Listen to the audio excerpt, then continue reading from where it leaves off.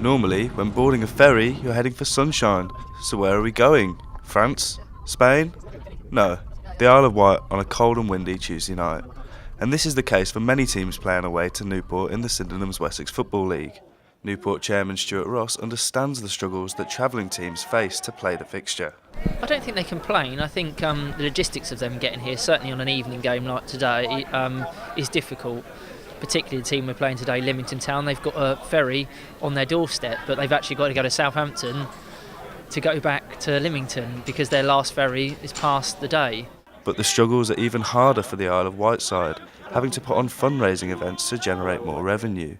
This helps to pay for their ferry crossings when playing away, amongst other things. So the referee, all our match officials, generally the referee will come from the mainland and travel over the evening time. Your other match officials, your linesmen, they'll be local, but we have to pay for their expenses. But then we are reimbursed by the Wessex Football League a small amount because our outgoing expenses are more than what other clubs have to fork out for. The frequent long journeys haven't stopped them from gaining a loyal fan base, some of which, such as Jenny Holmes, actually travel with the team on the coach.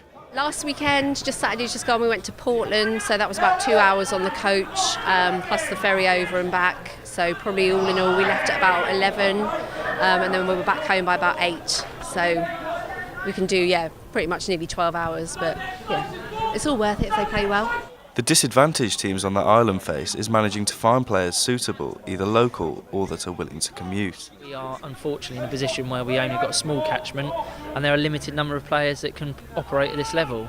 Funny enough, I was having a conversation earlier with a spectator. I think the Isle of Wight could actually produce just one excellent team at this level. However, we've got 3 teams on the Isle of Wight. One player who has made the commitment to move to the Isle of Wight is Belgian-born Aurélie Beyer. Playing for the Belgium top-flight clubs, he has now ended up off the south coast for educational purposes. And then at the Isle of Wight, I found Pauline and Peter, my host mother and father.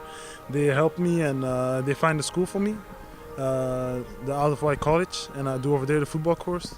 And it's also a good way to turn into English football. But it was not my first choice to come to the Isle of Wight. Having played at high levels, he hopes to use his time in England to help add to his experience and push on towards a professional contract. I went to a Liga Alexi to a trial. We were with 500 players, something like that, and I was to the last 11 of the 500, so it was a great experience, but I didn't make it to the team. But for me, it's extra motivation to work harder. Newport face Alresford Town this Saturday in the league. It will be tough for the home team who sit bottom of the table, but not as tough as Alresford Town, who face a 100-mile round trip. It will be a very long trip for sure. I've been Tom Hayward for Solent Sports News.